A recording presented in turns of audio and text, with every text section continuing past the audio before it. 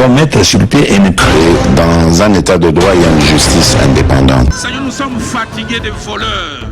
Nous sommes fatigués de ceux qui s'enrichissent. Nous sommes fatigués de ceux qui ne voient que leurs intérêts.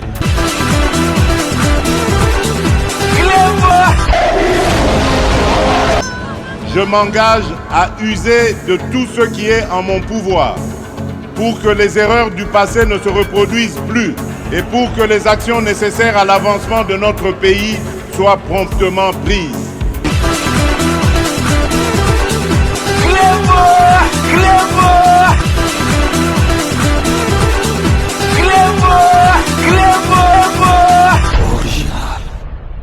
Salut et bienvenue sur Clébois Original. Merci de votre fidélité. 5 minutes avec César Ngadi. Tout le monde est d'accord et il en restera ainsi pendant très longtemps. 5 minutes nabiso ya lelo ezali émission moko na sengi bino bolanda yango na bokebinyoso. Bolanda yango vraiment avec une attention très particulière parce que ezali émission moko toko pesa court. Toko loba makambu oyo ezali kocha nungu na batu oyo bazali ko comprendre masolote ba misusu pe bazali ko sala semblant de ne pas comprendre. Na kati ya émission na biso ya lelo ya 5 minutes toko lobela constitution. Po ba misusu bazali ko véhiculer ba message à mabe bazali ko loba n'importe quoi que modification ya l'article la constitution et ko benga ke basala changement constitution ezali po na Félix Antoine Tshisekedi atikala na bokondité ezali te ke et permettre Fachi Beton à se maintenir na pouvoir te ndenge ba mauvaise langue ba ndoki ya Congo bazali kolobela constitution na ba pays oyo démocratie c'est banda kala tokoki koloba États-Unis d'Amérique France basi ba changea yango à plusieurs reprises bongo biso na Congo pourquoi to changer yango te et puis constitution na biso ezalaki taillé sur mesure pour na ba infiltrer ba kota pour na ba paya basalela yango na marque ya malamu ezalaki constitution ya bana mboka te donc toloba na ba ndoki ya Congo bino penza dotolo bana vraiment na ndenga banoko bino penza bozo kansalelo penza soki Félix Antoine Tshisekedi à côté esprit à faux alingatika na pouvoir est-ce que ça a besoin de changer constitution aza penza na besoin de changer constitution na biso wana Kabila beta 18 ans et là on est bino ko salaye Fachi Beton oyo peuple kutu alingi akendete oyo azo la ki sapenza ke mboke zo kenanzela ya bien peuple azali ko réclamer que atika na pouvoir lelo Fachi Beton soka côté esprit penza faux alobeti na pouvoir nanango ako longole na makasi bolanda baba ba opposant oyo nzala oyo bazali ateke baloba lelo azu poste a changer boy na boye lobi azalaki na Kabila lelo akomi na Fachi akomi flatterie mususu azalaki na Fachi ale azu poste te ale comme opposant mususu donc ba misusu batikala na ba dette moko donc morale vis-à-vis ya Kabila bazali ko sala marque neti mais tozo timbela bango tozo zwa bango moko na epsi bino soki lelo Fachi a décidé penza ki atikala na pouvoir nanango ko fiotola mbango be nanango akoya penza ki alongole na pouvoir bino bakosa bino te na ba opposant ya nzala wana bazawana donc boye ba vraiment que Congolais déjà za poltron. Congolais déjà za peureux to monaki yango na balère à Kabila. Congolais ako vanda libanda te asala marche pendant une semaine à Kokangote. Akoyaka ba grimace kaka boye après zongi na ye. Congolais za mundi buteka tsaka lati bombe alobi ke akokufa po ibino pe bokufa. Congolais ko sala yango te. Et puis Fachi bo vanda calme Fachi bozo mona. Azo sala boulot. Peuple alinga kendete ezali ko monana. Et le nini yango ba changera te à part Bible oyo nzamba sala Bible ba changera te mais mieux surtout constitution banana ba sala ngo mutu sala ngo bongo soki ezali ko kende faux soki ba ningi ba changer un problème ça constitution il faut évoluer zaneti sikoyo na ba usine to mona ya ba voiture ba usine misusu esala kama misusu pourquoi ba cha robot ba robot ba comment osala nesika ya bato. Est-ce que robot rendement na ye okoki ko comparer on a mutu normal. Non. Monde des évolué, yango na bakomi ko kotsa ba robot, eza neti biso pe na comptabilité boy, bato babando sala kala azo calculer na feuille ba kotsa calculatrice. Yo o comparer calculatrice na mutu azo sala ba calcul na stylo manuellement. Monde des ali ko évolué, makamususu ba sala ke on a ba marque moko boye na constitution na daiso bo tangi constitution wana boko mona penza ke ba makambo ebele eza wana ke koyi kozala te. Nazo la sabino soit disant opposant, nazo soit exemple ya Sesanga. Oh le loiseau fioto lambanga ke constitution bo toucher constitution te. Nazali ko la sabino botala oh abandai koloba. Avant ye azali parmi popo ezalaki oh basangana ki na ba 13 parlementaires oh basalaki pèlerinage mona ko loba ou ba bandé ko loba que constitution il faut article ba changer yango le même c'est sanga a komi ko loba ba ko toucher constitution te bino mo ka bobule sikoyo ba opposant donc opposant moko ya nzala donc ba talaka intérêt personnel na bango soka za bien positionné à Melami c'est sanga bandaki ko lité azo télémela po ba changer ba article ba constitution le loye azali ko boy bino mo botana bilili. Le combat de la révision constitutionnelle n'est pas terminé. C'est maintenant et pas demain qu'il faut engager cette révision.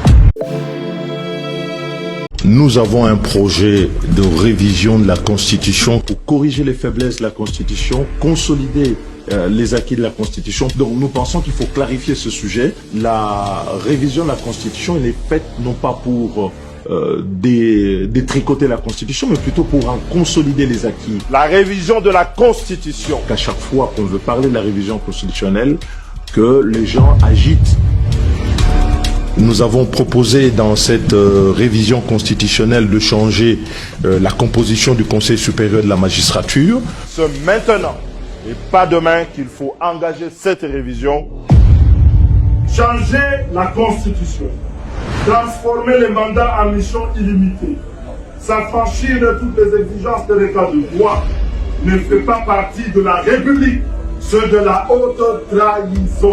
Tout celui, quels que soient les titres et le rang, qui sera coupable de la haute trahison, il aura franchi la ligne rouge et il doit être combattu par tous les moyens. Mais qui prônait il y a pas 1 an, 2 ans, la révision constitutionnelle, je le connais très bien. C'est un garçon, je veux dire, avec qui j'ai travaillé. Votre ancien directeur de cabinet. Et qui est brillant. Mais pourquoi soudain? Je veux dire, je ne peux pas m'expliquer que cet homme que je connais bien, qui est brillant, mais peut changer comme ça.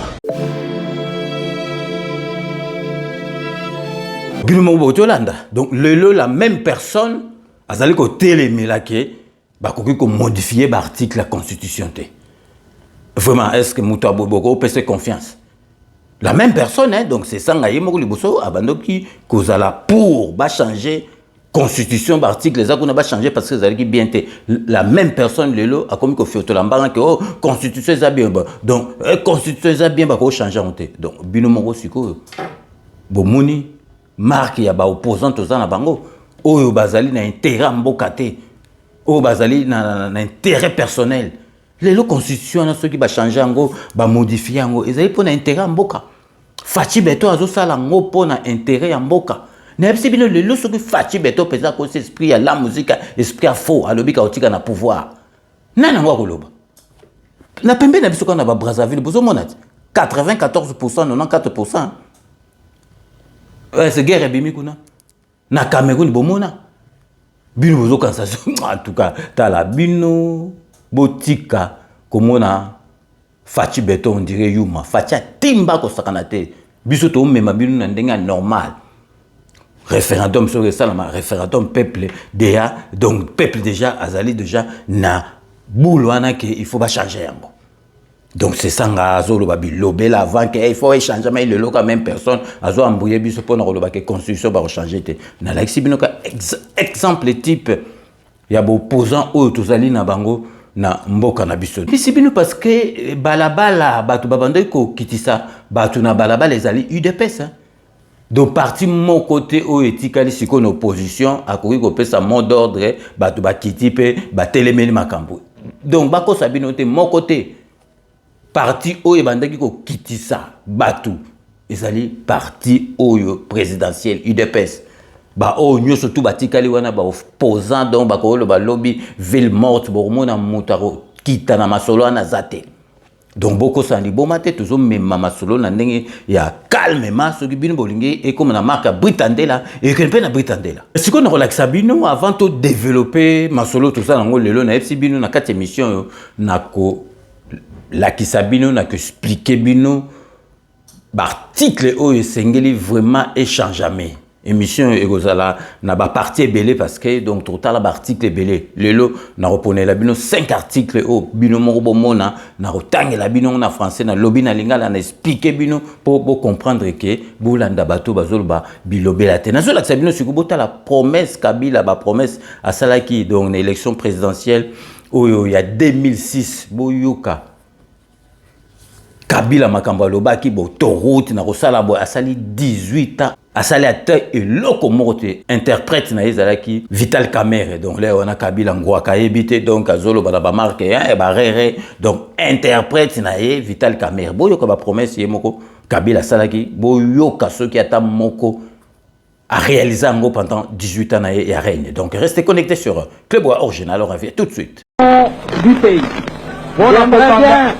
J'aimerais bien qu'il y ait des autoroutes de l'est à l'ouest du pays, du nord au sud du pays. Voilà. Nalingi Tosala, Banzela ya autoroute ya minene, aujourd'hui c'est le boulevard Lumumba, on multiplie par 4, vous comprenez? Il y a Kayar et Longwa, ti, Monsieur le Kwe Kemenati, et Gossukara Sakane, au mona. Malamote, malamote.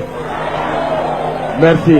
Notre vision, c'est de faire en sorte que dans chaque chef-lieu de province, chef-lieu de district, dans chaque ville, il y ait le courant électrique et l'eau potable. Donc, ça, la makasi nyoso.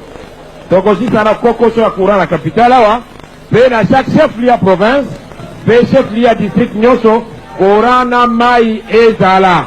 Donc, ça, la roba la kisasa.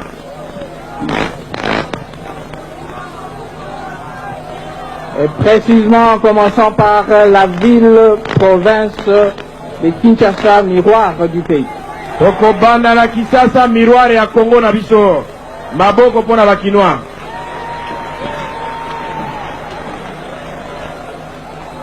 Qu'il y ait au moins une université dans chaque chef-lieu de province. Il faut toute la université, moko ya monene, dans chaque province, il y a école na biso.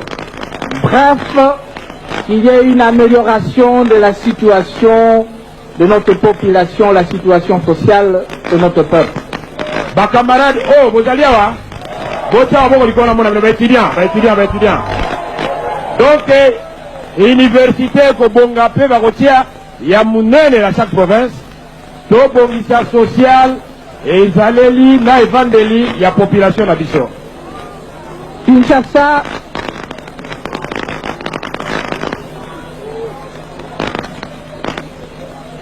c'était le message du président de la République, le message du candidat du peuple. C'était un message de paix, parce qu'ensemble, nous avons réunifié le pays. Je vous ai dit ensemble, nous avons pacifié le pays. Et un message, oyo na memela kibino bakinois, et un message ya paix. Biso nyonso to sangisi mboka na biso ezaki na bitumba bitumbesili. Biso nyonso tozongisi kimia na mboka na biso pe na insisté biso nyonso. Et c'est un message d'espoir parce que finalement on organise des élections dans notre pays. Et après les élections, ça sera la stabilité, la paix et le développement.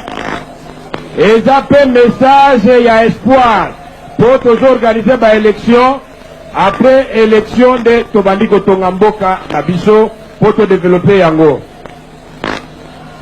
Kinshasa, voilà le message. Rendez-vous le 30 juillet pour que nous puissions changer complètement et tourner la page de l'histoire de notre pays. Kisasa, on les message nangai, rendez-vous dimanche. Natongo Olamuki. Et Sokoli. Bakoli Mafuta, Oji Kisano la loko bosa nangote, Tokei, Kosano la bango, Nanenya Mukete. Et que ces élections puissent passer dans le calme, dans la paix et surtout dans la discipline. Donc, bino moko boito landa. Bolandi, ba promesse à banda qui koloba. Donc, vraiment, il y a quand si siko pensa, ba congolais baza ba zoba, ba repesa yesusu. Donc, pouvoir à kokansa zonga parce que azo qui déjà qui président on a comment qui on a chance le pamba. Donc, azoya atala aloba zonga lisusu na 18 ans makambo to aloba sala rien siko ye alinga zonga lisusu. Donc, lelo nakati ya émission na biso ya lelo bolandango vraiment avec intérêt. Avec attention particulière parce que na ko tshela bino article oyo et sengeli échange jamais na kati ya constitution na ko tangela bino ngo bino moko bomona ke constitution wana ezali constitution moko il faut échange jamais. Donc avant cela na epsaki bino na annoncé la ki bino ke na émission na biso na kotisi rubrique moko na kombo ya news RVA news. Donc na kati ya rubrique ya RVA news na kati ya rubrique oyo eko concerné RVA bozozo ba nouvelle ba news ya RVA oyo boyebi ke za ko kambama na directeur général Louis Blaise Londolé Lokoy oyo abandaki ko sala intérim président de la République a monique il faut continuer musala na ye Londolé Lokoy. Donc présent vraiment à sali choix moko ya malamu parce que RVA nazo sabino boza déjà ko sepela beaucoup mona makamna ne salamate depuis RVA wana et banda. Donc avant to banda bo mesana déjà na générique il y a RVA news. Donc restez connectés sur Équilibre Original, on revient tout de suite.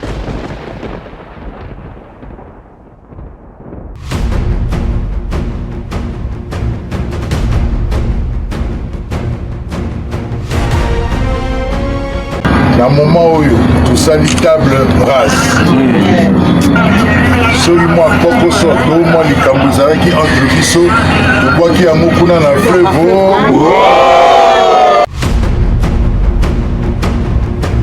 tosangana mpo tosala mosala oyo tata mokonzi ekolo apesi biso toyokisa ye soni te tomatisa RVA ekende liboso. Naza koyebisa mpe naza kobandela na kobeta sete koyebisa bandeko nyonso ya RVA place bazali likambo moto na moto kote bino nyonso boza bana ya ngai ordre na ngai eza polele likambo ezali boye tosololi po te tobongisa entreprise na biso ekende liboso eza bongo te oyo tobandi ba news na biso ya RVA. Donc vraiment boko banda kozwango à chaque émission na biso to bando kolakisa bino ba changement oyo ezali ko salema na kati ya RVA bozala déjà ko sepela parce que président de la République a sali choix moko ya malamu ya ko maintenir Louis Blaise Londolé Lokoy na poste oyo abandi ko sala intérim ya DG ya RVA régie des voies aériennes. Pour la rubrique oyo DG Louis Blaise Londolé Lokoy azali ouvert na ba critique ba suggestion na bino ba observation na bino RVA tozali na chance ya kozwa mwana oyo ya poto ya tongo a poto atambola mokili mobimba amona ba aéroport ya ndenge na ndenge boyebi ke aéroport ezali vitrine ya mboka mutu musu akoya akoti na mboka na bino te aye lem sous transit aye escale akosuka ka na aéroport soki bayambe mabe atikali na image wana ya mboka à partir ya aéroport. Chance oyo RVA zui président de la République a poni mutu oyo esengeli azala na esika wana bokomona bino moko régie des voies aériennes wana marque et kobanda ko changer déjà ba changement ezali déjà ko salema nazali ko tiela bino bolanda bino moko na bilili mama moko ezali biso mutu toponi ete mama moko afrekataka mingi aéroport parce que je pense que ndenge nalandaki azali maman commerçante ba oyo basalaka ba vol presque tous les jours ayaka na aéroport oyo ya Njili ye moko azali kosala témoignage ndenge amoni changement oyo esalemi na kati ya aéroport international ya Njili. Bolanda bino moko na bilili. Tobeti milolo milolo milolo milolo zéro tracasserie na aéroport tour. En tout cas bandeko na biso basa na aéroport boyoki penza mitindo ya bakonzi na bino parce que banda kozonga kosalela aéroport première fois ezala zéro tracasserie na ba niveau nyonso. Côté ya visa ku tracasserie ezala na biso te mais côté o ba vaccin o ba bagage o bimana ba bagage na yo zéro tracasserie. Donc bravo. Bino moko bolandi maman oyo ezali esengo soki ba témoignage ya boye komi koya seke ba changement ezali kosalema na kati ya aéroport na biso ya Njili parce que na ebisi bino émission oyo eko permettre bino bopesa ba suggestion na bino bosala ba critique na bino à partir ya wana toko remonter ngo na DG parce que ça ouvert pour na koluka ko améliorer conditions ya accueil na musala oyo ezali koleka na aéroport international ya Njili que DG oyo akomi nesika wana azali na expérience puis professionnel puis compétent et puis chance oyo tozali na yango azali mwana ya poto ya kala amona fonctionnement ya ba aéroport ya ba mboka ebele yango wana akosala nyonso tout aéroport na biso ya Njili soki mutu aye atikala na image ya malamu. D'ailleurs bomonaki décision déjà zwaki tonkaka ba confirmer na poste na ye a bimisi note moko circulaire oyo ezali ko pekisa ba passager ba pesa mbongo na agent nyonso tout ya RVA ezali eloko moko ekomi interdit babisenga misusu donc bazobeta ba matolo na aéroport donc okundima kutu te donc passager azoleka ozala à l'aise te bisenga eliki na aéroport Njili donc il faut esila bino mo bozali komona note wana DG Louis Blaise Londolé a pekisi passager nyonso mutu nyonso tout apesa mbongo na agent ya RVA puisque ezali ko ternir image ya mboka na biso par le biais ya aéroport parce que na bino donc na bino que mutu mususu aye kaka po sala transit donc mais aiz kiti ba recevoir rien na ba accueillir rien na ba condition mabe akotikala na image moko ya mabe ya mboka na biso à partir ya aéroport ba changement ezali komonana donc botalaka ke lupemba oyo déjà sikaye nango moto oyo aye nango boyebi ke tozalaki na liste noire ba avion na biso e bandai kosuka kaka na Congo bomona kaka DG ba confirmer kaka mikolo yo asali même pas 2 mois déjà sikaye avion na biso ya compagnie Air Congo et komi kobima libanda et komi kosala ligne internationale première vol nango ezalaki le 22 mars awa donc Air Congo et kendaki na Johannesburg na Afrique du Sud donc esengo ya makasi po na compagnie aérienne na biso Air Congo donc surtout moni déjà tokomi ko comme en Afrique du Sud donc bakalate toko inaugurer ba vol mususu international ezokende na mikili ya poto po boyebi ke avion na biso mokote ekendaka Paris ekendaka Bruxelles et bimaka Afrique ezalaka te donc botalaka ke PDG sikaye mbala moko ye na moto wana ya makambo ya sika kobosa na pete ko remercier ministre ya transport Jean-Pierre Bemba na musala oyo ndenge bazosala dio na DG Louis Blaise Londolé loko tozola ka sabino na ba image bota premier vol oyo et ça le 22 mars il y a ligne Air Congo et Kendaki na Johannesburg. Donc restez connectés sur Clipboard Original, on revient tout de suite.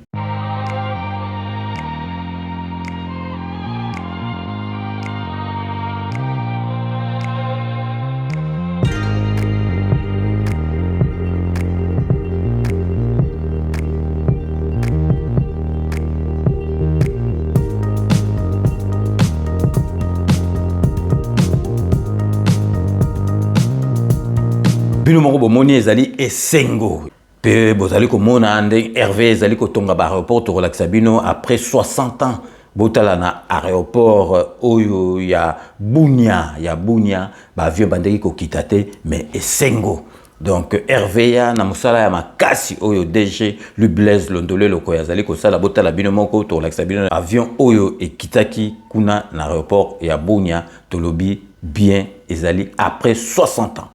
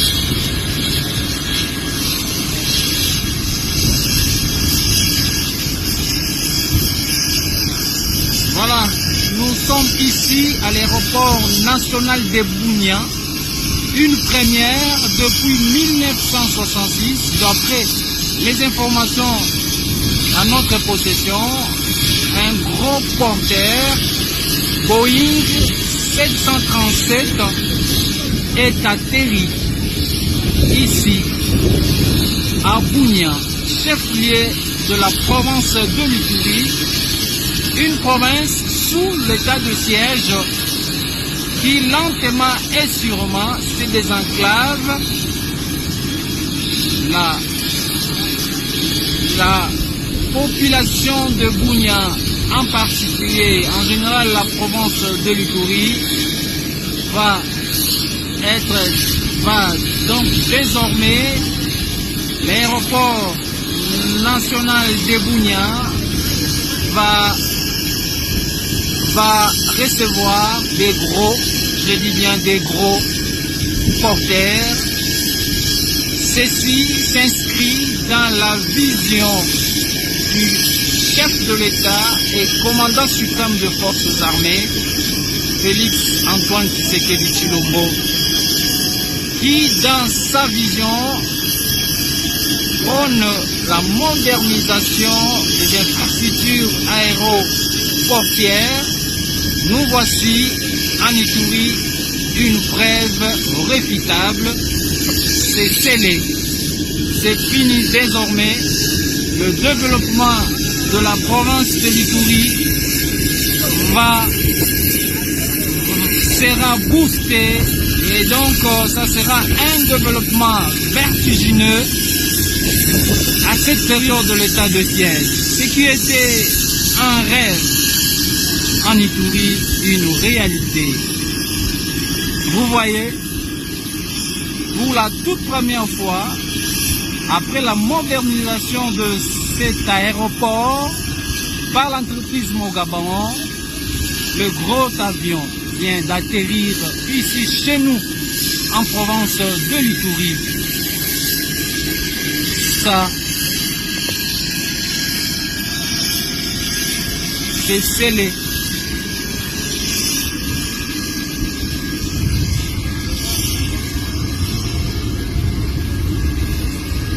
Là, le gouverneur militaire, lieutenant-général Luboyanka Chama Johnny, au nom du commandant suprême, lui qui est le représentant du président de la République ici en Ituri, va aller saluer les pilotes qui ont pu piloter cet avion vient d'atterrir ici à Bunia. Très joyeux, étonnant, sentiment de satisfaction. C'est une fierté pour la province de l'Ituri. Une fierté pour la province de l'Ituri. Le gros avion vient d'atterrir ici chez nous. Je vous fais visiter le gros avion.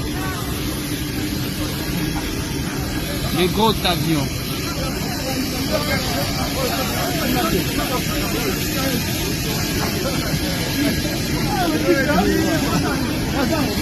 Voilà, le gros avion vient d'atterrir chez nous ici à l'Ituri. Une première. Une première.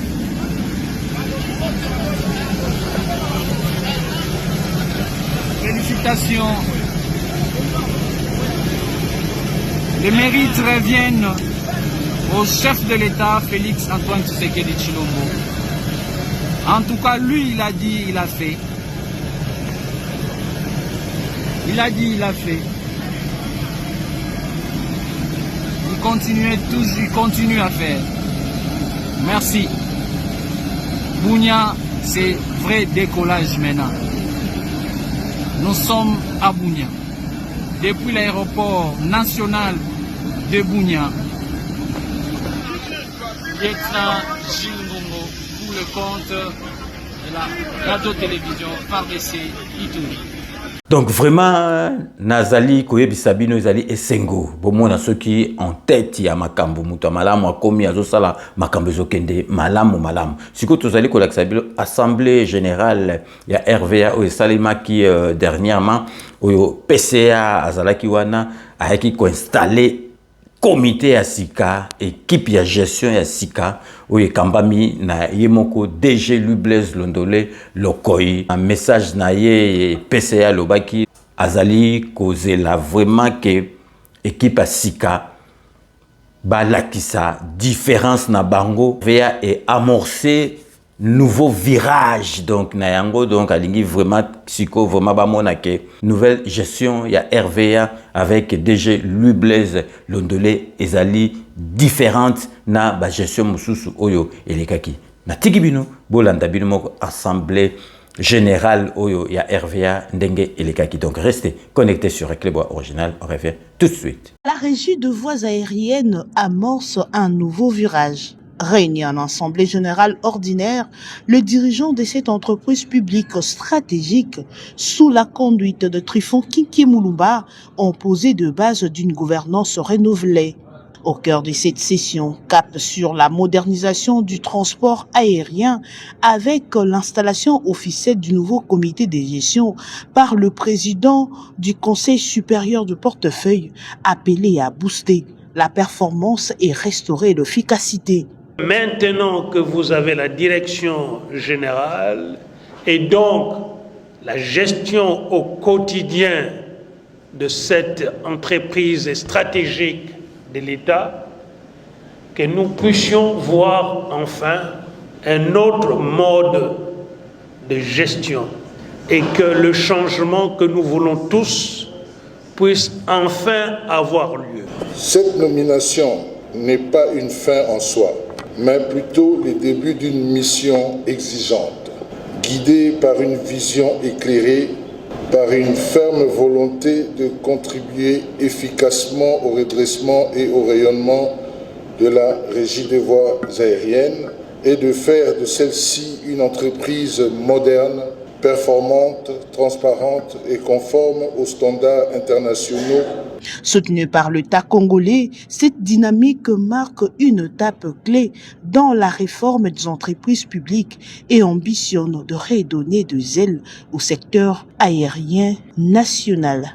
Bino moko bomoni message ya yemoko président du conseil d'administration bomona ki pe que DG Lublez Londole ko yazwa ki parole donc batu tout espoir na bango ezali kaka na DG ya sika oyo tozui na RVA ya Lublez Londole ko parce que bazo mona déjà misala ezali ko sala ba changement ezali ko sala moni na sela bino mama wana biso to yebiete o yemoko lobby ezali lokutate ba pesi mbongo te po aloba yango donc ba changement salamaki bomoni oyo pe na FC bino ezali interdiction moko formelle ya ko pesa agent ya RVA mbongo parce que koma kuna bisenga batu ebele mutu soka kitia witile mso ba poto armona batu ebele na aéroport comme kutu na ko banga circulaire moko note circulaire oyo nazongiseli bino oyo vraiment ezali interdiction formel ya kopesa agent nyoso tout ya RVA na aéroport opesa mbongo azana droit ya kozwa mbongo te donc vraiment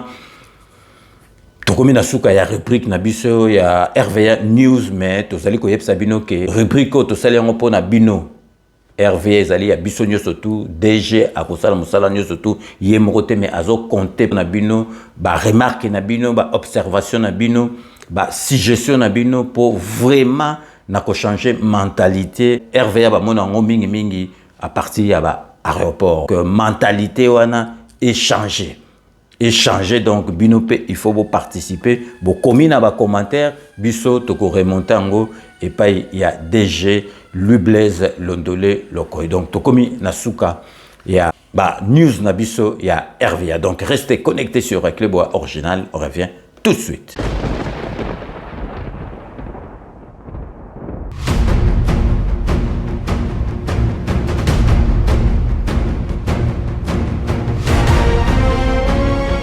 Na moment oyo tosali table rase soki mwa pokoso to mwa likambo ezalaki entre biso tobwaki yango kuna na fleuve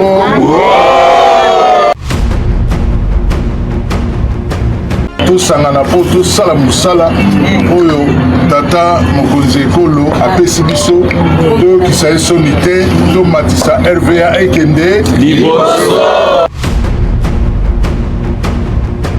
naza koyebisa mpe naza kobandela na kobeta se te koyebisa bandeko nyonso ya RVA place bazali likambo moto na moto kote bino nyonso boza bana ya ngai porte na ngai eza polele likambo ezali boye tosololi po te tobongisa entreprise na biso ekende liboso eza bongo te. Après ba news na biso ya RVA ya DG Lublez Londole Lokoy oyo bozala déjà ko sepela bokomona ba changement oyo kokoma na niveau déjà aéroport international et Anjili donc vraiment de na epsaki bino déjà zali ouvert na ba remarque na bino ba suggestion na bino ba observation na bino bo hésiter te bo komela biso na ba commentaire. Donc siko tozongi na sujet na biso ya lelo to yebsaki bino tozolobela masolo ya constitution po ba ndoki oyo balingi Congo te oyo balingi mboka te oyo balobaka n'importe quoi lelo na kati ya émission. Donc émission ekosalama na ba partie ebele lelo na poneli bino ba article 5 oyo na kolakisa bino ke il faut l'article est belé et changé dans la constitution na biso. Donc tout bande de la constitution ya sika. Donc na yé déjà l'article 1 alinéa 7 oyo et l'Obama qui ke langue na kati ya constitution na biso balobi ke langue officielle ya mboka na biso ezali français. Toko changer yango toko cha langue officielle ya mboka na biso ezala mibale ezala sikoyo français na anglais ezala ka atendenge batia na constitution que langue officielle ya mboka na biso eza français mais toko lobela yango toko changer yango comme langue officielle na biso ezala mibale ezala français na anglais. Toko sikoyo na chapitre 2 il y a nationalité oyo vraiment qu'il faut batuba comprendre que et koki kotika la ndenge ezalité. Donc bah comment la nationalité congolaise est une et exclusive, elle ne peut être détenue concurremment avec aucune autre. Donc sogozana nationalité congolaise okoki kokimila ngote okoki kozala nami balete donc soza congolais tikeli congolais ceux qui oza congolais au perdre yango. Tout le monde, américain, canadien, français, algérien, mboka belé Afrique, ça n'a pas double nationalité, ils allaient changer et l'autre mon côté. Donc article 1, article 10 sur nationalité et qu'on change jamais.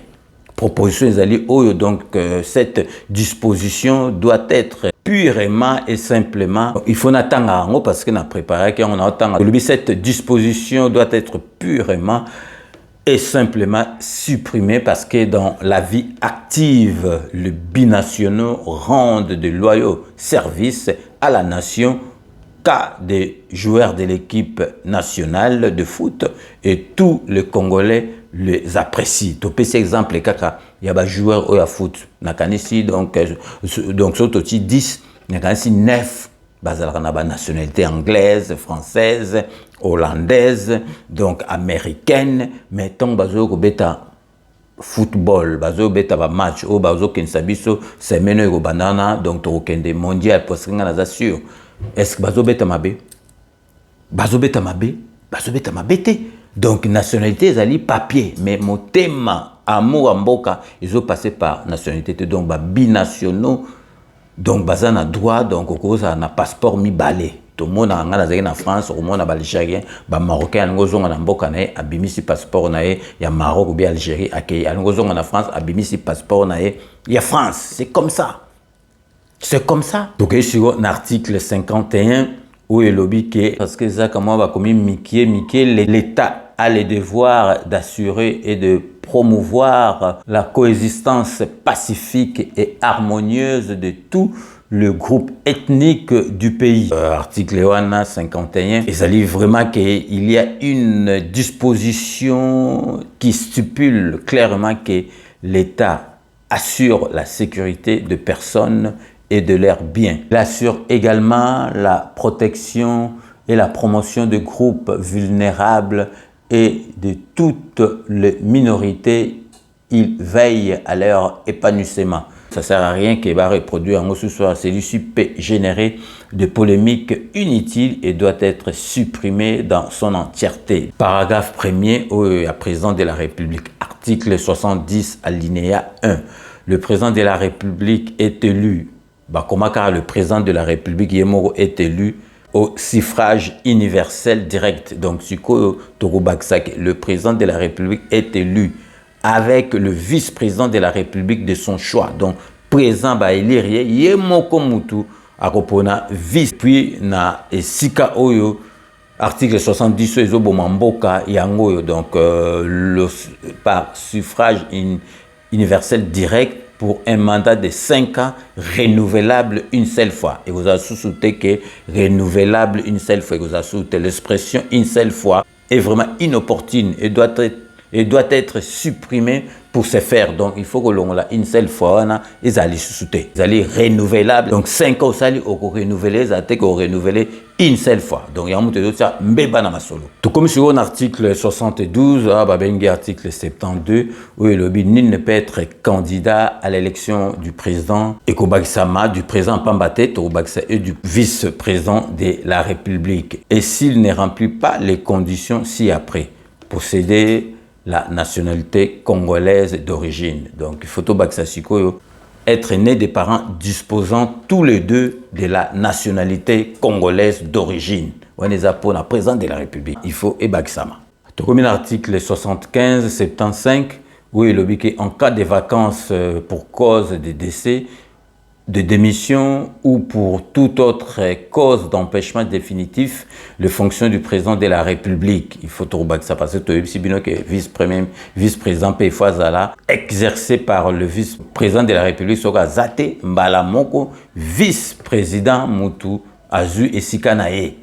Ils ont sous-souté que le président du Sénat, non, le président Azuzala va voter à Poni, vice-président, ce qui est Azu Mbeba, vice-président automatiquement, Yemutu a remplacé.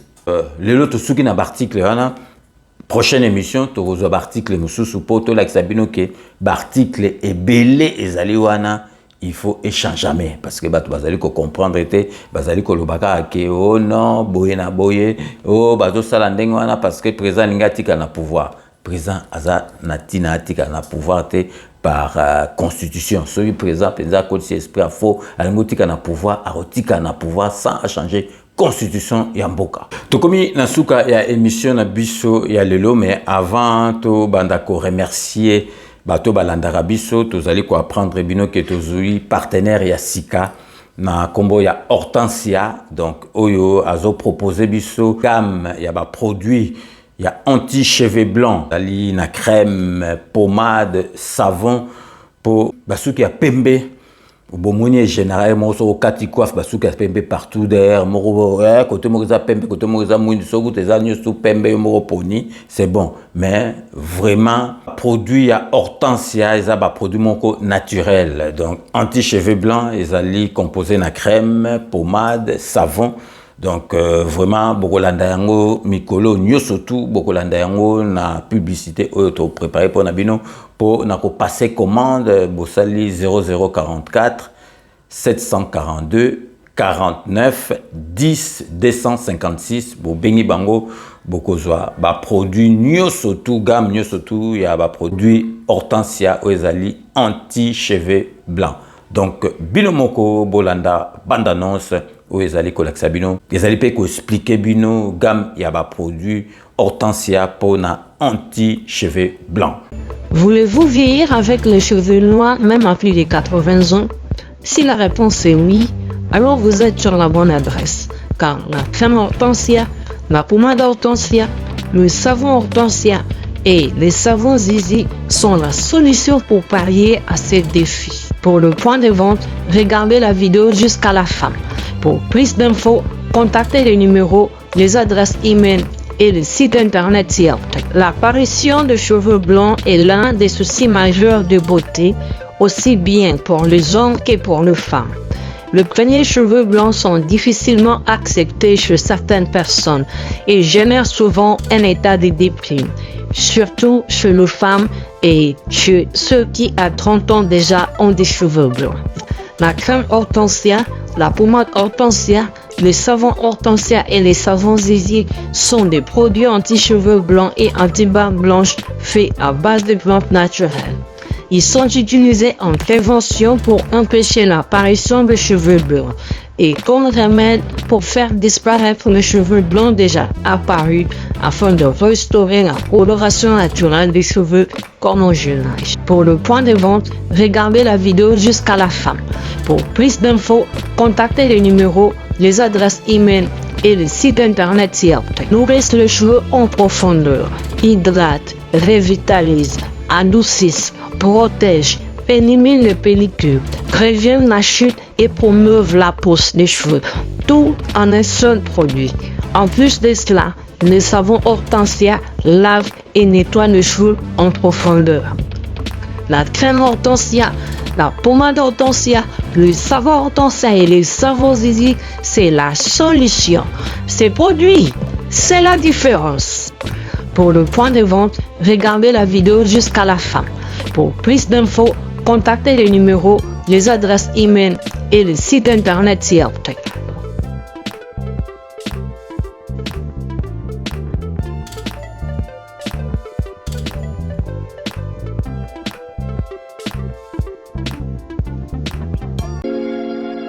Sepela TV ezali décodeur ya Banamboka.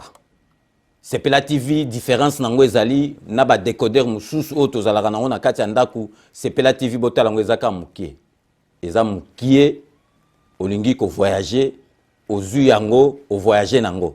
Parce que ba décodeur o biso tozalaka nango evandika na ndaku mais Sepela TV déjà eza mukie botala ozu o kolisa ngo na poche na kosi na poche à veste o voyager o memi yango partout dans le monde ici kazo kende.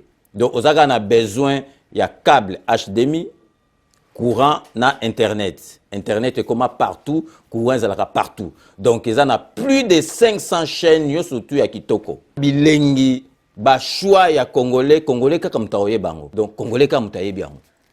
Congolais kaka mutaoye ba elengi nini yo kaka. Donc congolais kaka mutaye bango. Donc c'est Sepela TV ça. Ya Banamboka bozwa abonnement nango okozwa ngo ya ne mobimba okozwa ngo pe par mois au bengi bango na ba numéro na bango bozali komona. Donc Sepela TV ezali décodeur ya yo ya ngai. Donc ezali ya étranger te ezali ya Banamboka. Avec Sepela TV tout le monde est d'accord et il en restera ainsi pendant très longtemps. Bienvenue dans le monde de Sepela TV. Sepela TV est le décodeur qui vous permet de suivre les chaînes du Congo en direct de la diaspora. Azali ko recommander bino ko télécharger application moko et ko servir bino ko sala ba transfert ya mbongo à partir ya Europe bozotinda na bato Afrique boyebi ba transfert wana nyoso tout donc Western Union MoneyGram Ria pour ne pas faire leur publicité ba frais ezalaka. Mais oyo ngai nazali ko recommander bino ezalaka na ba frais te kombo na yango tap send ba frais ezate nazoyebisa bino donc ngai nasalela yango ba frais ezate et puis avantage nango déjà ba frais ezate okobima na ndaku te okosalela yango à partir kaka ya ndaku na yo via internet via téléphone na yo donc na téléphone na yo kaka otindeli mutu azali na Kisasa soko ozotindela otindeli mutu $500 $100 ozana ba frais na quantité otindi yepe directement awa ako se déplacer pété akozwaka téléphone na ye ake na coin na ye abendi mbongo ezakuta makamte ke o identité o boye ezali na masolo wana nyoso touté eza vrai cop mais pour pe bo bénéficier na avantage mususu kuna il faut tia code promo okomi César 3768 wana eza code promo oko bénéficier na $10 na kati donc so ngotinde la mutu 100 otinda na okaka 90 babagiseli yo $10 à partir ya $20 ya envoi tap send au télécharger ngo na bino avantage nango ezali okobimate au sala ngo à partir ya téléphone na yo et puis ba frais ezalité donc na sengi na bino nyoso tout bolanda ka 5 minutes bo télécharger tap send pour ko sala ba envoi na bino ya mbongo. Vous êtes à Kinshasa et vous cherchez une agence immobilière fiable, professionnelle et expérimentée. Oracle Business, votre partenaire immobilier de confiance, met à votre disposition une large gamme des services, vente de parcelles, concessions, fermes, maisons et même de voitures, location de maisons, appartements, bureaux et véhicules selon vos besoins, conseil immobilier personnalisé avec des experts certifiés du domaine, gestion immobilière complète pour particuliers ou entreprises, et un service d'architecture pour vos projets de construction sur mesure.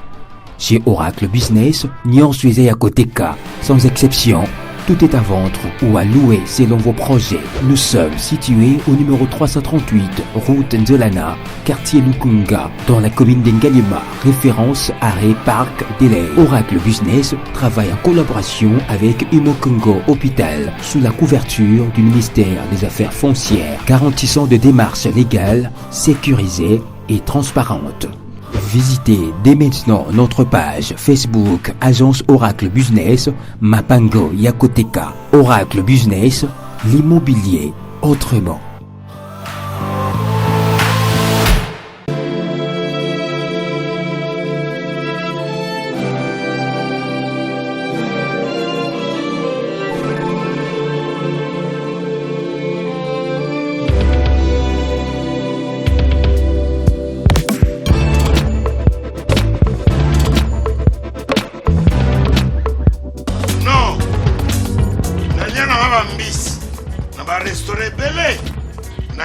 Mambo Galaxy na kuti poisson tala mbisi pe ya mwana te haza minere te haza mukolo ndoboko liango familial botundi mbisi basangisa na crevette kaka ya mbisi basangisa na makemba basangisa na poivron basangisa na céleri basangisa na pomme de terre basangisa na munganza donc mbisi azu vitamine bazali susu na ngulu bazali susu makayabu brochette otobengi kamundeli mayebo to biloko nyonso ya mboka pa Galaxy mambo tozolia se mambo Galaxy tozosala mpa na bana mboka yango wana congolais mpona esika oyo kolela or ke bacongolais toyebani osali 6 mois okundi na propriété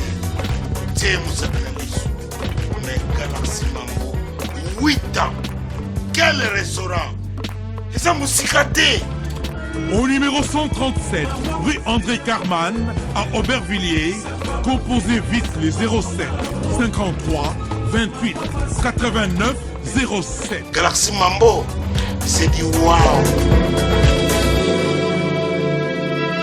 Donc, bino moro boiti kolanda, ouais les partenaires na biso asika, boyebi que sont tous partenaires asika, les temps boye baye, to tchakango vraiment publicité teke, to lekisika boye, mais ils ont la publicité mero personnalisée, donc vraiment bo ça la mieux surtout bo commander produit ana où ils allaient composer na pommade, savon, na crème, bo sali numéro ana, bo bengi bango, bo zala vraiment servi, ils allaient masola banamboka. Ezali bana bavandi na Londres mais ezali partout bolandi yango na publicité et puis ensuite bolandi pe ba partenaire na biso o nyoso tout bo mesana na bango. Donc tokomi nasuka ya émission na biso ya lelo ndenge na lobaka ke je vous laisse le soin d'en tirer vos conclusions et de me faire parvenir vos commentaires comme d'ailleurs vous en avez l'habitude. Avant tout, banda, remerciement à tout, vous allez souhaiter bon et joyeux anniversaire na Disti et Bouta, les financiers Disti et Bouta, Oyo Azali en ce moment na Bandundu Kuna, na Bandundu ville et puis en Afrique du Sud, Toko Bossanate, bon et joyeux anniversaire na petit frère propre, les témoins oculaires José Batessa Ekila, na ebike anniversaire en c'est les kaki na ebike et les kaki ma lamo. Donc to banda ba remerciement na biso na Londres, na honorable Jean Moutala, na moi siné honorable Jean Moutala, merci à trop. José Kanaki Kakamene, merci à trop. Olivier Massamba, na katia Londres, na moi siné, merci à trop. Toke Suko na katia Espagne, pour nous ça. Beloti Mavungu, vrai chéri Beloti Mavungu, merci à trop. Toke Suko na katia Kisasa, pour nous ça. Viens Ngai, Moutouama Yele, vieux Bob, présent Bob Masala, na madame Mouke jouet tout, présent Bob Masala, merci à trop. Parisien Stéphane Jokol, mon cousin Stéphane Jokol. Merci à trop Tokei Sikoyo na katia Paris pour na kopesa mbote na Agnès Mababa o ataka mabolongo na e na c'est toujours pour na ressemble la pour na mboka na biso pour na président de la République Agnès Mababa continuer kotika te Tokei Sikoyo na katia Suisse pour na kopesa le philosophe Eddie Edo na moi sinaye le philosophe Eddie Edo merci à trop toye awa na katia Kisasa pour na kopesa ba maso bazongi na bango na Kisasa balembi poto basali nyoso na poto siko bazongi na Kisasa pour na kosalela président de la République pour na kosalela mboka torobada na Jean-Roger Ebenga na mwasi na Fanny merci à trop John Kaniki Jean-Claude Kaniki merci à trop Christian Matondo oyo azongi déjà awa na Kisasa keneka moi ba contrôle na kati ya poto kuna azongi déjà na Kisasa l'équipe est complète merci à trop Christian Matondo Narcisse Kalanga merci à trop mon frère Jean-Lucien Cham merci à trop bwana bazali bana ya mboka oyo ba préféré kozonga na bango na Kisasa donc sikoyo toko pesa mbote na Mika Lusala le caméraman VIP merci à trop et puis boyebi to qui sera toujours na dokotolo na biso Jean-Paul Djamba Kaoudi Jean-Paul Djamba merci à trop na Katia Paris. Donc nous sommes arrivés à la fin de ces 5 minutes avec César Ngadi que j'ai l'immense plaisir de vous présenter. Merci de l'avoir suivi. Nous allons nous retrouver avec grand plaisir dans 24 heures pour un nouveau numéro. D'ici là, portez-vous bien et à très bientôt. N'oubliez pas, tout le monde est d'accord et il en restera ainsi pendant très très longtemps. Bobo Sanate Kanambe Arozwa Masolo Nambuncho Penadikos.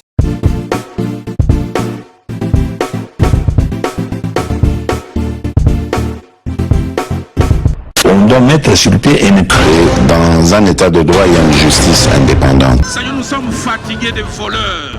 Nous sommes fatigués de ceux qui s'enrichissent. Nous sommes fatigués de ceux qui ne voient que leurs intérêts.